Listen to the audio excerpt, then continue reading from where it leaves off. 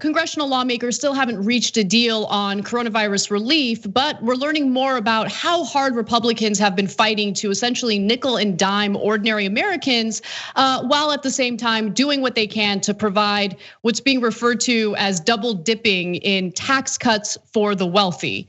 So let's start off with Republican Senator John Thune, who's worried about Americans getting both direct checks and unemployment. He thinks, these people might be living too high off the hog. We can't do that.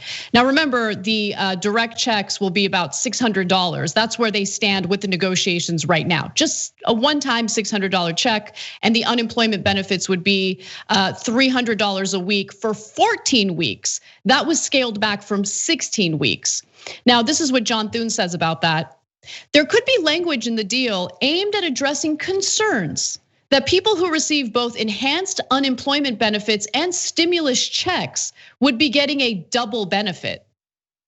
Okay, we're talking about 8 million Americans who have fallen into poverty since last summer. We're talking about people who owe thousands and thousands of dollars in back rent, which will come due as soon as the moratorium expires. And this guy is crying about a one-time $600 check. It's the most infuriating thing. And by the way, Bernie Sanders doesn't even accept the legislation as it's being proposed now, which includes a $600 check and the $300 a week in unemployment. And he has leverage. I'll explain that in just a second, but Cenk, jump in. Yeah, guys, if you see us, especially me, beating up on Democratic leadership in the media constantly, there's a good reason for that. Because this case is super easy to make. So it's infuriating that no one outside of Bernie Sanders and the Just Democrats makes the case. Democratic leadership unilaterally surrenders every time. So this is in a lot of ways old school politics. So the Republicans say, I don't want the average American to have as much money, but I want businesses to be able to double dip. We'll explain that in a second, right? So they say for the average American, unemployment checks, I don't want it to be 600, I wanted to cut it in half, 300. The $1,200 check, we wanted it to be zero, but now we're getting some populist concern from our right wing, from people like Josh Hawley. So, okay, since one of them is gonna run for president, we'll make it 600. But again, cut it in half, maybe, okay? Otherwise it's zero. And unemployment, we don't want it to go for 4 months, we want it to go for 3 months. So at every turn, they attack the average American. Now, if you have a competent party on the other side, you would hate the policy, but you would welcome the politics. You would say, you wanna hit Americans when they're down. I mean, you can't give me a bigger political gift. I'll go and just absolutely butcher you politically on that. They cut their payments in half, and then corporations' payments are doubled, as we're gonna explain in a little bit.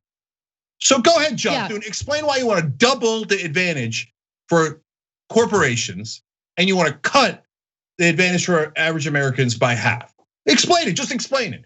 Have you ever seen Democratic leadership do any of that? No, in fact, they do the exact opposite. They made the deal with Thune and other Republicans. So they then turn around and go, Thune is right. We got to cut for the average Americans. Dick Durbin is out there kissing their ass 24/7. You know what? He gave a speech on the floor of the Senate today. He's the number 2 Democrat in the Senate. Congratulations to Trump administration on Operation Warp Speed. It was a tremendous success, he said. You're calling Trump a tremendous success while they call you child molesters. This is what I'm talking about, guys. The Democratic leadership is total, utter incompetence. It would be so easy to beat these Republicans if you didn't have a bunch of losers on the other side. No, I mean, you're 100% right, especially with how they've handled these negotiations, because there is leverage, and the leverage is very clear right now. So specifically, Mitch McConnell, Senate Majority Leader, who has been an obstacle in these negotiations, had a call with Senate lawmakers, GOP lawmakers, and realized, turns out that Kelly Loeffler and David Perdue, who are facing re-election races in Georgia, are getting hounded about the lack of direct checks. They're getting hounded by it because guess what? even Republican constituents, Republican voters. Doesn't matter if you're Democrat or Republican. Doesn't matter what your political ideology is. Again, more and more Americans are falling into poverty during this pandemic. They need help. They need help. So these two Republican candidates desperately want to get reelected. They're being hounded for direct checks. And finally, Mitch McConnell admits to Senate Republicans, okay, I guess we need to have direct checks to Americans. Okay, great. And so Bernie Sanders jumps in and says, you know what? $600 not enough. And he's right, $600 is not enough. A one-time check of $600 is just not even close to enough when you consider the reality of the economic situation for most Americans. Now I'm gonna skip ahead to the second video here. Here's Bernie Sanders making the case for why Americans need more in these direct checks. Let's watch. This bill, in my view, does not go anywhere near far enough in terms of addressing our crises. And I hope that as soon as the Biden administration comes into office, they will address those deficiencies. Now, a week ago, 10 days ago, nobody here was talking about the need for direct payments, help for working families, despite the fact that that is the issue, the program that the American people most wanted. The proposal, as I understand it, provides for a direct payment of $600. That is half of what I wanted, but it is a step forward, and I'm going to do my best to make sure that we come as close to that $1,200 as we possibly can.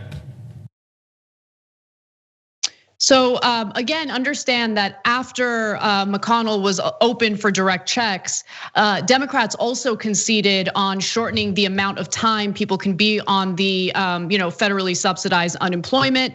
It was 16 weeks. They agreed to go back to 14 weeks. And so if it's $300 a week, I mean, think about it. It does cancel out with the direct check to Americans. But and I want Bernie to keep fighting.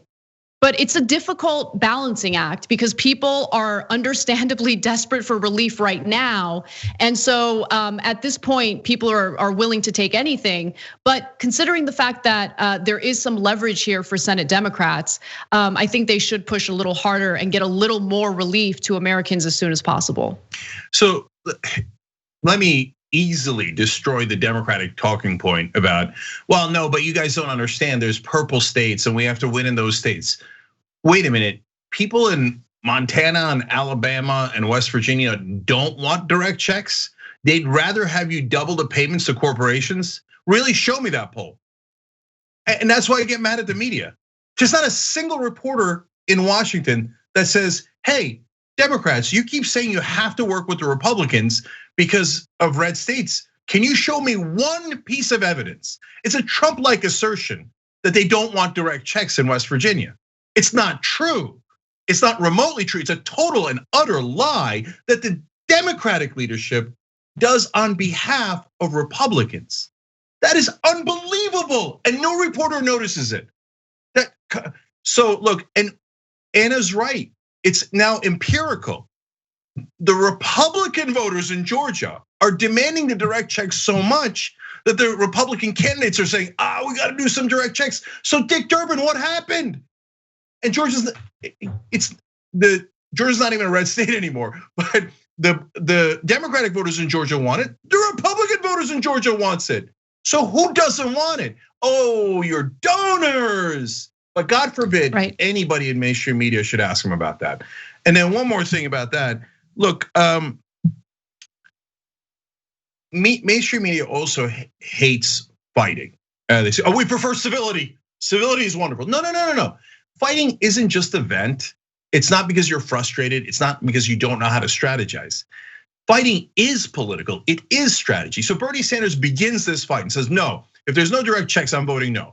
Now, what does that do? It puts Josh Hawley in a bad spot because Josh Hawley's trying to be a populist from the right wing side, and he's gonna run in 2024. He immediately recognizes that's good politics, and he goes, oh yeah, me too. Yeah, I also want direct checks.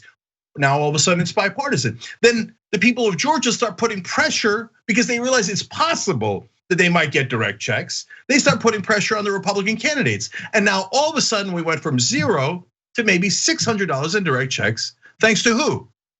Bernie Sanders. Why? Because he started a fight. The fight wasn't to vent, it was strategic. Now, how many reporters have acknowledged that obviously true fact? Almost none. Well, I mean, it's interesting because if you happen to come across the interview that Wolf Blitzer did with Bernie Sanders just yesterday, Wolf Blitzer was essentially urging Bernie Sanders to accept a deal as soon as possible. You know, you can't let the perfect be the enemy of the good, something along those lines. He said it like during the interview. So I get the pressure because time is of the essence. People are incredibly desperate right now. But at the same time, it is important to use the leverage that they have to demand more. And they certainly do have this leverage because Senate Republicans don't want to lose control of the Senate. And so they want to do whatever it takes to help Kelly Loeffler and David Perdue here. So Democrats should use that to their advantage. One final thing, I know we're running out of time, but one final thing I wanted to add is what Republicans actually are fighting for in this relief bill. They actually want to provide like a double dipping tax cut benefit for the wealthy. And so I'm gonna go to Lee Fong's reporting over at The Intercept. He did a fantastic job with this story. He said one of the revisions in the legislation is a subtle yet radical change that would result in a major windfall for the highest income Americans and large corporations.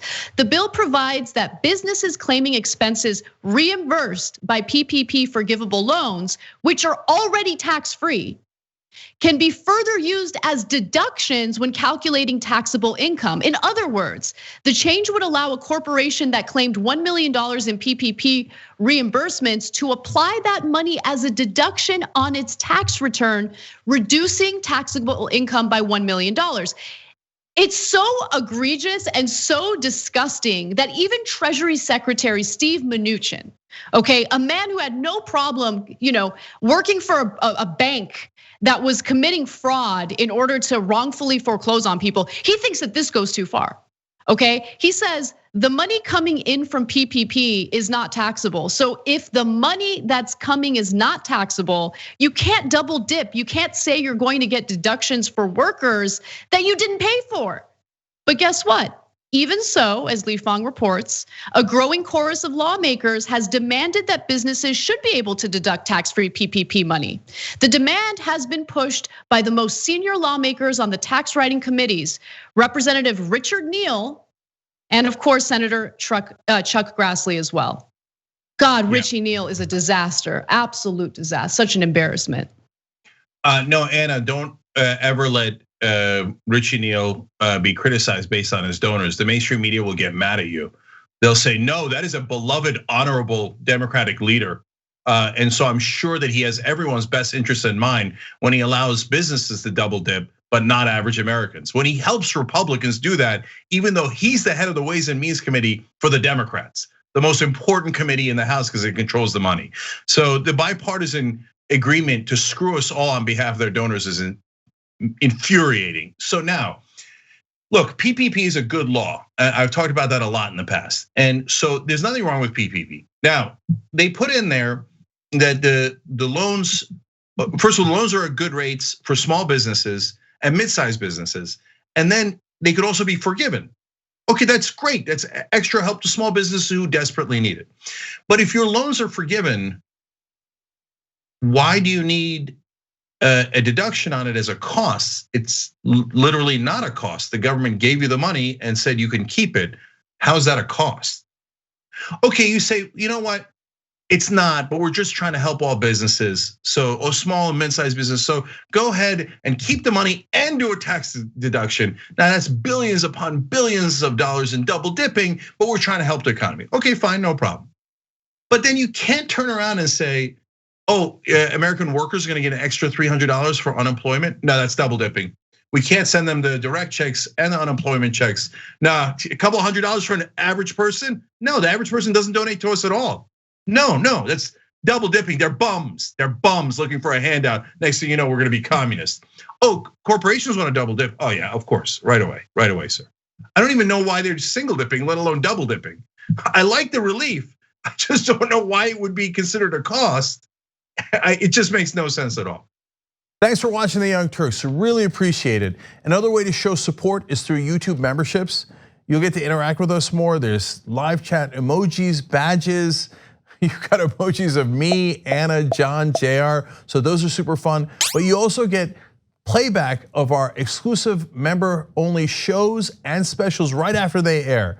So all of that, all you gotta do is click that join button right underneath the video. Thank you.